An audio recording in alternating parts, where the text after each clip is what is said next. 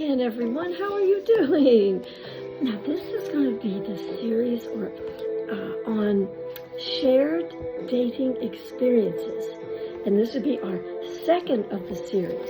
And in this series, I think it's going to be a lot of fun and exciting because in this book, Penmoirs and Pancakes, I have over 20, maybe 23 of experiences that I've either heard of from other people or one or two of them I experienced myself before meeting Michael. And this is not to put anybody down. This is not to make fun of people. This is to let you be aware quickly of what might be going on your date. So, in other words, let's say that you're, how should I put this? You're on the date with the gentleman, and for some reason you know right away there's just something a little bit off. But I think there are some, let's call them types, that you can maybe in a gentle way glean from them that this is the type of person that you're sitting across from. And you might know right away that this person's not for you. So we want to be gentle and kind, but time is precious. And the ladies in the Penmoir state of mind, paradoxically, we are classy, we're timeless, but we also know that time is precious on the other hand. So let's just delve into one. Here's an exciting one. Now, this one is a safety issue. Now, this one in the book is number 1, and he's called the liar. Now, everything that he says is a lie. Somehow maybe you met him online or through a friend or something, but the story is not what he initially told you. So maybe you have that very safe cup of coffee lunch date type thing, and you have your emergency date, you have your phone, and you have a friend that's going to call you at a 15-minute interval. So if you really need to get home, you want that person to call you. But right away, his story isn't adding up, because now you're hearing about something about the divorce isn't final yet. He's still married, and you don't go out with men that are currently married, do we? So right away, you hear these storylines and you say, I better get out of here. Your 15-minute emergency arranged call comes in. Now, when you're getting out of something like this, ladies, never choose to anger anyone. Ladies really rarely need to be ugly with someone. They just very quietly take that emergency call and say, oh my goodness, I'm sorry, this phone never rings at a social thing unless it's an emergency. Would you hold on? And then you take that phone in your hand and, you'll say, oh my goodness, Elizabeth, what's going on? Oh, it's Mother? Oh goodness, I'm sorry. You say to your date, hang up on the phone and excuse yourself like a lady. And maybe you've already arranged to have someone in a car right around the corner. But the liar is someone you may inadvertently, it could be a blind date through a friend that you trusted and she didn't know either. And we've all read those or seen those crime movies on television. So be aware. If right at the beginning, some part of the story does not match up, you want to move on. And this is when in the book we say, next. You'll have another date soon, won't you? Now, let's get into another one going on here. What do we have here? Oh, this one was fun. I actually experienced this myself. I admit that in the book. There was it's a very nice gentleman known in sort of around, and literary, very nice person. But I thought we were going to a very rather posh musical event. This is somewhere, where people are going to have a little cocktail party beforehand. Now, I don't personally drink, but you could have a ginger ale or something. And I think ladies on first dates and things, by the way, maybe keep it light. just have a little ginger ale or something. But I was dressed up, and as I said, very nice person. Well, ladies, we take time with our wardrobe and our hair, our makeup, and everything. Well, this is what I call, this is number 2, sort of a warning date, called the overly casual date, because there I was, and I'd spent some time getting ready. You know how we ladies do. Well, I have to say, as I've said in other videos, it looked as if he'd been just cleaning out his garage all day. It looked as if he even had straw, I'm not kidding, hanging out of pockets. And now, we don't judge people by what they're wearing. I understand that. Who knows? He may turn out to be something. But later on in other phone conversations, there were 1 or 2, I noticed that the dress of being overly casual matched what I call the rather over casual conversation. What do I mean by that? It wasn't very exciting. There was never any talk about anything in the future. It was, I think the only thing was he was getting ready to go on a very long trip. But he wasn't really excited about it. Everything was overly casual. And when he did ask for another date, he wanted me to come up with ideas. And I thought, no. I think a lot of we ladies like to think of a gentleman who sometimes comes up with an idea or 2 of his own, especially when you're first meeting someone. So the overly casual date, it isn't just about how a person dresses. I will note here also, he took 4 telephone calls during this musical event and excused himself. That's a warning sign. So even though he was a very nice person, I wasn't worried about my emergency call. I kind of put it on silent because he's a nice person that other people knew. And sometime we might meet as friends and say hello, maybe in the same circles. But the overly casual date, let's see, which one would we do next that's fun? Oh, this is so fun. Let me skip ahead a little bit. The starving artist. Let me tell you something. I'm a theater girl. Theater people are not paid enough. And what happens in the world is you'll go out maybe on a date with another theater person, or you're a business person and you have a job and a career going. And what you'll find out is they're very devoted to, it could be the arts, it could be maybe they paint, they sculpt, or they're in community theater, or maybe making their way up in the world. And that's fine.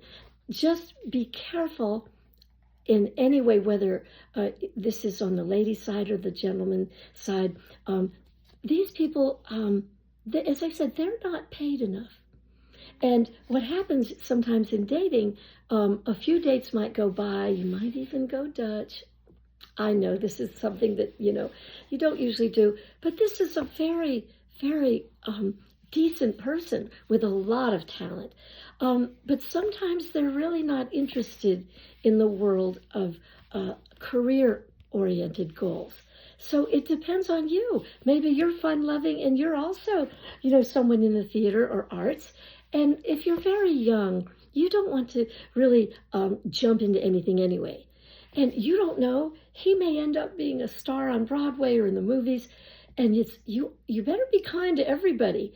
I always use this example. This has something to do with this. Remember, there was a gentleman named Abraham, and he was sort of dating a young lady way back in the day. Not Old Testament, not going back that far. But he met a young lady, and at the time, he was sort of a country backwoods sort of an attorney, kind of a backwoods lawyer, rural, things like that. And he was dating a young lady named Mary Todd. Well, does that ring a bell? Mary Todd Lincoln. She saw someone, and when she saw him, this Mr. Lincoln, she knew he really had not just potential, because many people have said, well, potential's great, but it's really very far off in the future. But he was up and coming. Let's just say that. And some people might have judged him, just like today, we might judge a gentleman by his car. I never do that. My mother told me, don't pay so much attention to those things. Character is important. Character, maybe a little charisma, but that's not the important thing. Character is important. What do you see in this person? And is he up and coming? Different from potential, isn't it? So, you might be dating this starving artist. You might be young and kind of a starving artist type yourself. You never know how people are going to turn out. So be kind. And you might maybe have fun dates in a group with these people, and they are stellar. They have talent. They have a kind of a can-do, get up and go attitude. And I love that energy. That's wonderful. Just see if it matches what you're looking for at the time. Because let's say you're already out of grad school, right? And you run into someone like this and he's just charming and you love him. This is a decision you will make. You might come back to him, you see? But I always tell the young ladies, don't just monopolize one gentleman's time. You see, your time is important too. Date a variety of people. Now, there's a difference between wanting to marry every man you date. That's not the way to go. But if you're at a certain age and you are really focused on marriage, then the important thing there is that eventually you're looking for marriage, aren't you? Eventually. So a gentleman that you're dating now, he is going to come in line with that. And when you're at that age, if you're very young, you're maybe just starting college and you're dating, I would say if you're dating a person that's like a starving artist, as we call them, and they contribute in the community in a lot of ways. So when I say that, I just mean they're not paid enough for their skills. Society, just has certain stratas, and it's maybe unfair. And I hope and wish that these people do real well. So keep them as friends, and depending upon your age group and what you're looking for, what you're ready for, never be unkind to people. And if you can keep a great friend, do that. And I think we may just end with one that's real fun. In the book Peignoirs and Pancakes, we had a gentleman. This came in from a friend. We're just going to say he was the bore. He's fine, gentlemanly, everything.